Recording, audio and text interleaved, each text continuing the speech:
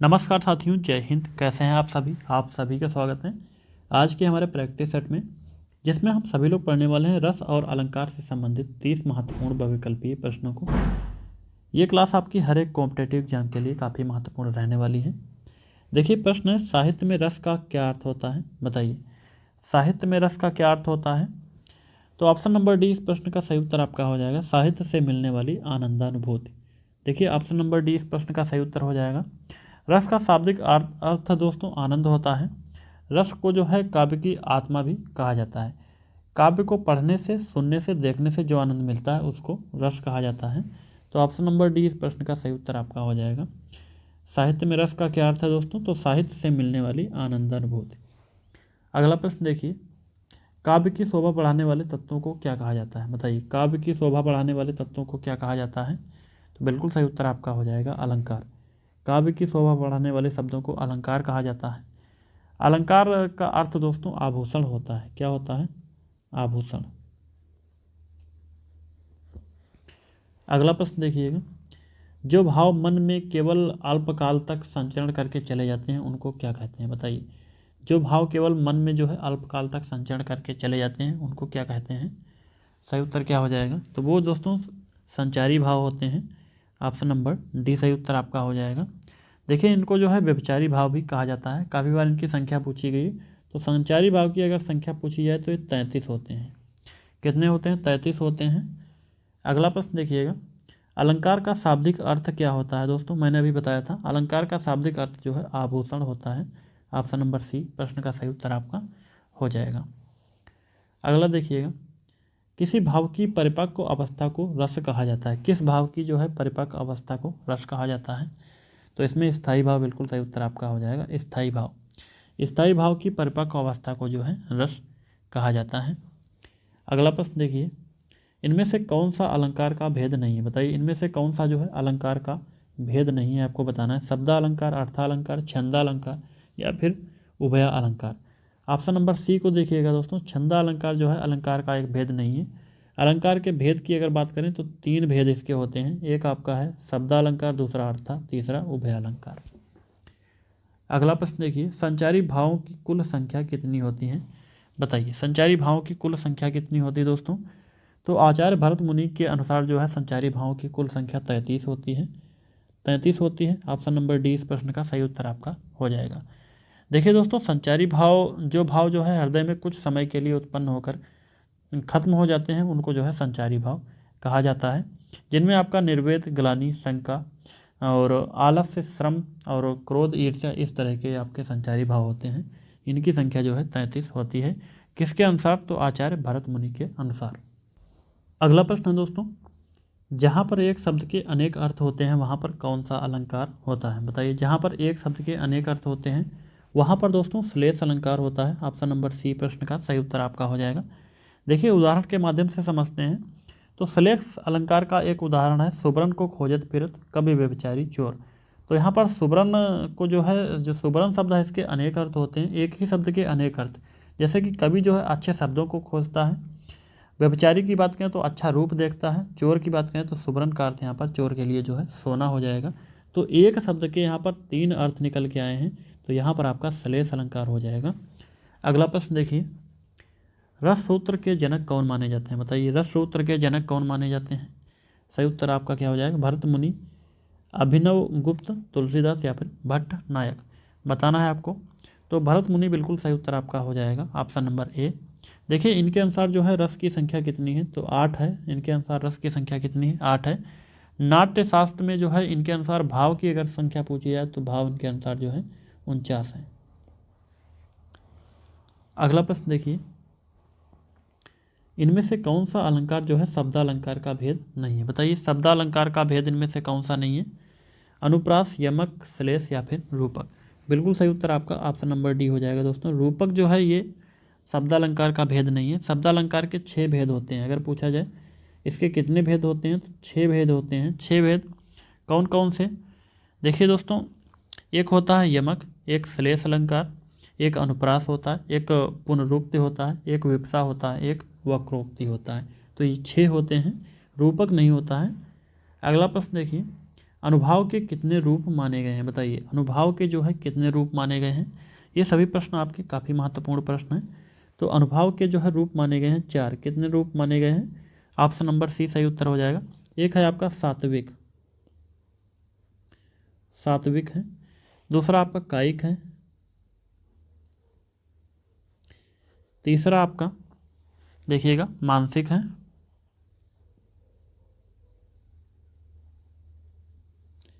चौथा देखिएगा, चौथा जो है आहार्य है। तो 4 जो है अनुभाव के रूप माने गए हैं। अगला प्रश्न देखिए, जहाँ पर वर्णों की आवृत्ति बार बार होती है वहाँ पर कौन सा अलंकार होता है? बताइए, जहाँ पर वर्णों की आवृत्ति बार बार होती है वहाँ पर कौन सा अलंकार होता है? आप सभी को बताना है। देखिए दोस्तों, जहाँ पर वर्णों की आवृत्ति जो है बार बार होती है वहाँ पर अनुप्रास अलंकार होता है। ऑप्शन नंबर ए इस प्रश्न का सही उत्तर आपका हो जाएगा। देखिए, इसके उदाहरण की बात करें तो चारुचंद की चंचल किरणें, जहाँ पर एक ही वर्ण जैसे चा वर्ण है तो इसका बार बार जो है आवृत्ति हो रही है, तो यहाँ पर अनुप्रास अलंकार हो जाएगा। देखिए, दूसरा इसका उदाहरण देते हैं तो तरन तनुजा तट तमाल, इस तरह से यहाँ पर ता जो वर्ण है इसकी आवृत्ति जो है बार बार हो रही है, तो यहाँ पर आपका अनुप्रास अलंकार हो जाएगा। अगला प्रश्न देखिएगा, वाक्यम रसात्मकम काव्यम, यह सूत्र किस आचार्य ने दिया है? बताइए, यह सूत्र जो है किस आचार्य ने दिया है? प्रश्न नंबर 13 सही उत्तर क्या हो जाएगा? मम्मट ने, विश्वनाथ ने, भरत ने या फिर राजशेखर ने? देखिए दोस्तों, ये जो है विश्वनाथ ने दिया है। ऑप्शन नंबर बी सही उत्तर हो जाएगा। ये संस्कृत आचार्य हैं। देखिए, ये जो सूत्र है दोस्तों ये संस्कृत में है। इसका अगर अर्थ की बात करें तो इसका अर्थ होता है रस से पूर्ण वाक्य ही काव्य है। ठीक है, वाक्यम रसात्मकम काव्यम, तो रस से पूर्ण ही जो वाक्य होता है वही जो है काव्य होता है। तो ये जो सूत्र है दोस्तों ये विश्वनाथ जी का है। अगला प्रश्न देखिए, कनक कनक ते सौगुनी माद कथा अधिकाय, इस पंक्ति में कौन सा अलंकार है? बताइए, इस पंक्ति में कौन सा अलंकार है? प्रश्न नंबर 14 तो दोस्तों इसमें यमक अलंकार है। ऑप्शन नंबर डी सही उत्तर आपका हो जाएगा, यमक अलंकार। देखिए, एक शब्द को दो बार जो है युग्म के रूप में जब प्रयोग किया जाता है, जैसे कनक कनक, एक शब्द जब दो बार जो है युग्म के रूप में प्रयोग किया जाता है और इन दोनों का अर्थ जो है अलग अलग होता है, तब वहाँ पर आपका यमक अलंकार होगा। बिल्कुल सही उत्तर आपका ऑप्शन नंबर डी हो जाएगा। देखिए दोस्तों, यहाँ पर इनका अर्थ एक जगह पे कनक का अर्थ जो है सोना से है और दूसरा यहाँ पर धतूरा से है। ठीक है, तो यहाँ पर इस तरह का जब मिलेगा देखने को तो यमक अलंकार आपका सही उत्तर हो जाएगा। आचार्य भरत मुनि के रस सूत्र की व्याख्या करते हुए अनुमतिवाद की स्थापना किसने की? बताइए, अनुमतिवाद की स्थापना किसने की थी? प्रश्न नंबर 15 तो आचार्य शंकुक, बिल्कुल सही उत्तर आपका ऑप्शन नंबर ए हो जाएगा। अगला प्रश्न है दोस्तों, अनुप्रास अलंकार के भेद कितने होते हैं? बताइए, अनुप्रास अलंकार के कितने भेद होते हैं? 2, 3, 4 या फिर 5? देखिए, अनुप्रास अलंकार के 5 भेद होते हैं। ऑप्शन नंबर डी सही उत्तर आपका हो जाएगा। एक होता है छेकानुप्रास, दूसरा होता है वृत्त्यानुप्रास, तीसरा होता है लाटानुप्रास, चौथा होता है अंत्यानुप्रास, पांचवा होता है श्रुत्यानुप्रास। तो ये 5 अनुप्रास अलंकार के भेद होते हैं। अगला प्रश्न देखिए, आचार्य भरत मुनि रस के कितने भेद माने हैं? आचार्य भरत मुनि के अनुसार जो है रस के कितने भेद हैं? तो रस के भेद बताना है। 8 रस होते हैं दोस्तों आचार्य भरत मुनि के अनुसार। अगला प्रश्न देखिए, उदित उदयगिर मंच पर रघुवर बाल पतंग, विकसे संत सरोजवन, हर्षे लोचन भृंग, इन पंक्तियों में कौन सा अलंकार है पूछा गया है। इनमें कौन सा अलंकार है? दोस्तों इनमें जो है रूपक अलंकार है। ऑप्शन नंबर 20 प्रश्न का सही उत्तर आपका हो जाएगा। जहाँ पर उपमेय में उपमान का भेद रहित आरोप किया जाए वहाँ पर जो है रूपक अलंकार होता है। तो इन पंक्तियों में जो है रूपक अलंकार है ऑप्शन नंबर बी। अगला देखिएगा, निस्दिन बरसत नयन हमारे, पंक्ति में किस रस का वर्णन है? बताइए, निस्दिन बरसत नयन हमारे, इसमें जो है किस रस का वर्णन है? तो दोस्तों यहाँ पर श्रृंगार रस का वर्णन है। ऑप्शन नंबर डी सही उत्तर आपका हो जाएगा। किस रस का वर्णन है? तो श्रृंगार रस का वर्णन है। देखिए, श्रृंगार रस के भेद 2 होते हैं। कितने भेद होते हैं? 2 भेद होते हैं। एक होता है वियोग श्रृंगार, वियोग, और दूसरा क्या होता है? दूसरा होता है संयोग। तो यहाँ पर वियोग का मतलब दोस्तों क्या होता है? देखिए, यहाँ पर जो है बिछड़ने का दिखाया जाता है, बिछड़ने का। दूसरा संयोग में जो है मिलन का दिखाया जाता है, मिलन का। तो इन पंक्तियों में जो है वियोग श्रृंगार है। कौन सा श्रृंगार है? वियोग श्रृंगार है।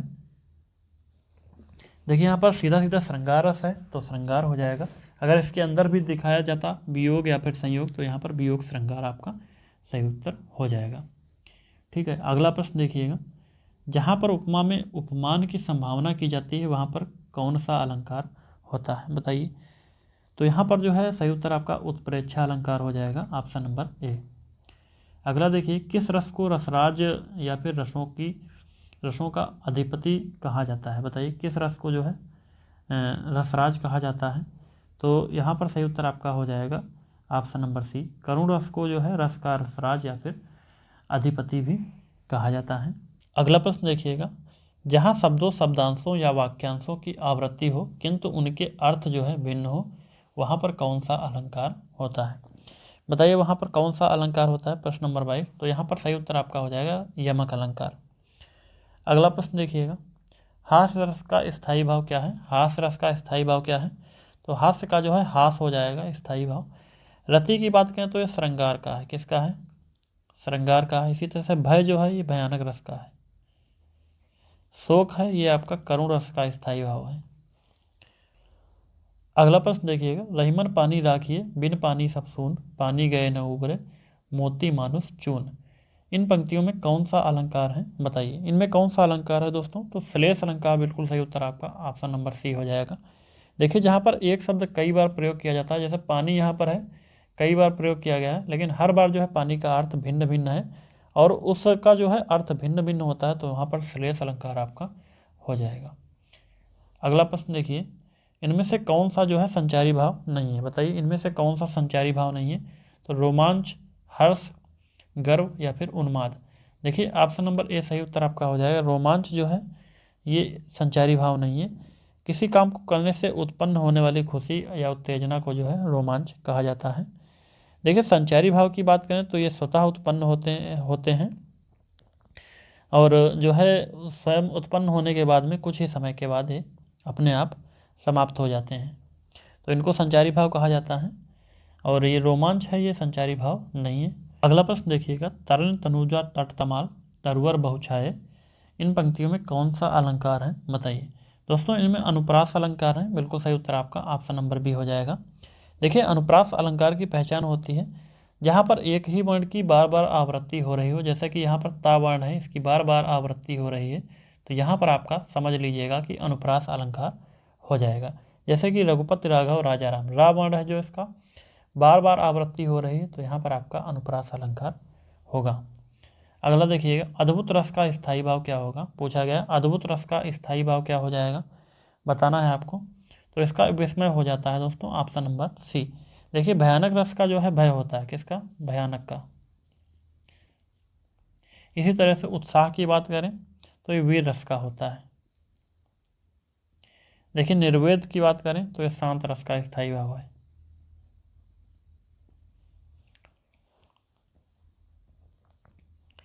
जहाँ उपमेय को उपमान के रूप में दिखाया जाए वहाँ पर कौन सा अलंकार होता है? बताइए वहाँ पर कौन सा अलंकार होता है?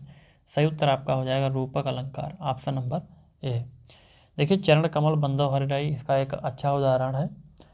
अगला प्रश्न देखिएगा। कौन सा रस जो है विभत्स रस का विरोधी है? बताइए विभत्स रस का विरोधी इसमें से कौन सा है? तो विभत्स का जो विरोधी है दोस्तों वो आपका हो जाएगा श्रृंगार रस, ऑप्शन नंबर सी। अगला प्रश्न है दोस्तों। जहाँ कारण के बिना कार्य की उत्पत्ति होती है वहाँ पर कौन सा अलंकार होता है? बताइए वहाँ पर कौन सा अलंकार होता है? तो दोस्तों सही उत्तर आपका हो जाएगा विभावना अलंकार वहाँ पर होता है। देखिए जब किसी काव्य में जो है प्रसंग के कारण का अभाव होता है और फिर भी वहाँ पर कार्य को संपन्न होना दर्शाया जाता है, तो ऐसे काव्य में जो है विभावना अलंकार प्रकट होता है। देखिए विभावना अलंकार के उदाहरण की बात करें तो बिन घनश्याम धाम धाम ब्रजमंडल में उधो नित्य बसत बहार वर्षा की है, तो यहाँ पर जो है आपका विभावना अलंकार है।